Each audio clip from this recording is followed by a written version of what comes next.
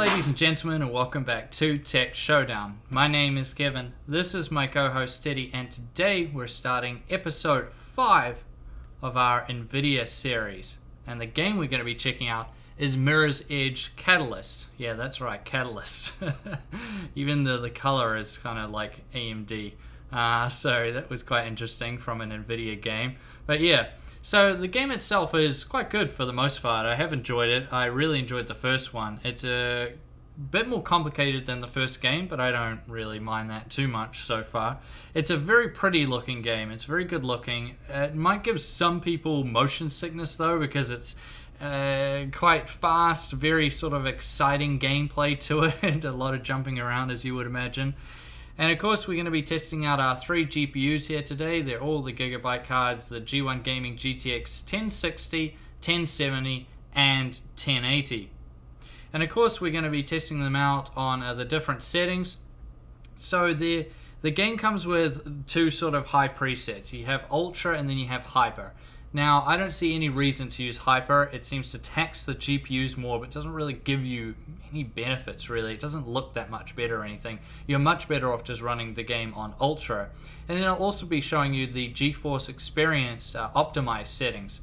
And what I mean by optimized is basically exactly that, the optimized settings. What I mean by 2 clicks to the left is this, going 2 clicks towards performance. And what I mean by 3 clicks, whoops, as one of the cards fell over, is by going, obviously 3 clicks over. So with that being said, before one of the graphics cards breaks, let's jump in and talk about the GTX 1060. So of course we'll run through it first on Ultra to see how it does at all 3 main resolutions. So at 1080p, does very solid there, nothing wrong with that. 1440p, also very solid if you just got a 1440p 60Hz display. But once you go up to 4K, it's not looking too good for the little GTX 1060. So yeah, it's not really ideal for that. Once we start optimizing it though, it gets a bit better for the most part. At the 1080p setting, it basically just puts it into hyper mode on the optimized, so that's okay. That's why the FPS actually went down in that particular setting.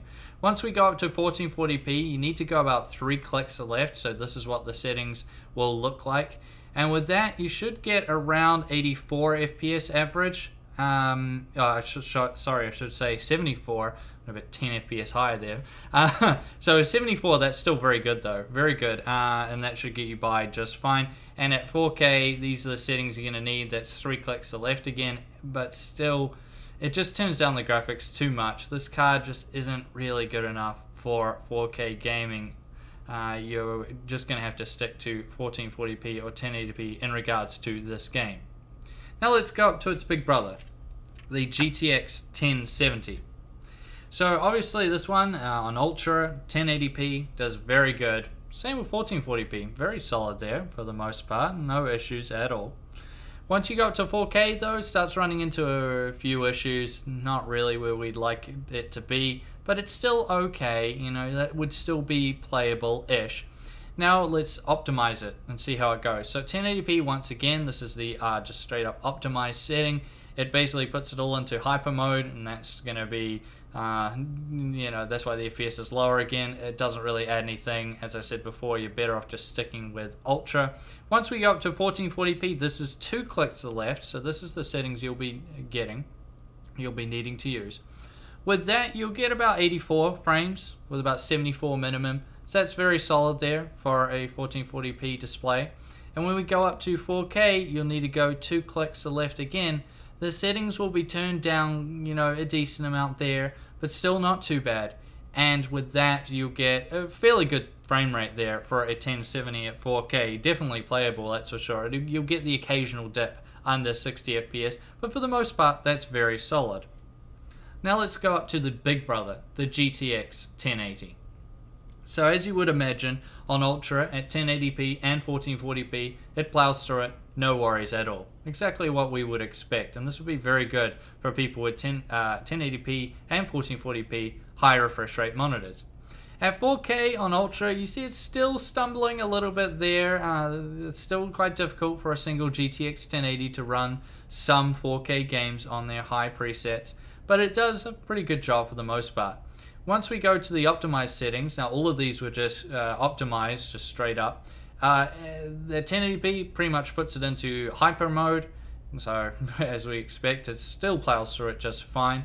At 1440p, it puts it into basically like a mostly hyper mode, kind of a mix of ultra and hyper. So once again, we saw the FPS actually drop with what we saw in ultra 1440p, and I didn't really think it added anything extra there. And at 4K, we see quite custom settings. So some settings we turn down quite a bit, and others are still quite high. And with that, you get a much more playable frame rate. It's coming in at about 61 FPS. So to get you, just around about 60. And that's still very solid with the occasional dips down below. If you don't want any dips at all, maybe turn down those lighting settings a little bit more, and then your GTX 1080 will give you a solid 60 FPS at all times when playing at 4K. So overall, what do we make of this? Well, these are Nvidia graphics cards in Nvidia games, so they're obviously going to do pretty good. The GTX 1060 here does a solid job. This will be good for all you guys doing 1080p, 1440p gameplay, all of that stuff will be just fine, but 4K is going to be a bit much for it. The 1070 on the other hand is a good sort of in-between card. It does very solid in 1080p and 1440p. You could do 1080p high refresh rate or 1440p high refresh rate with this card, no worries at all. You might need to play with the settings or maybe turn it down to like the high preset if you're wanting to get those frames up a bit more. At 4K, it'll get you by. I would say it's adequate, but it's not really that ideal. For that, you are going to be wanting to move up to the big brother, the GTX 1080 here. This is the card you're going to be wanting to use if you're going to be doing 4K gaming on it.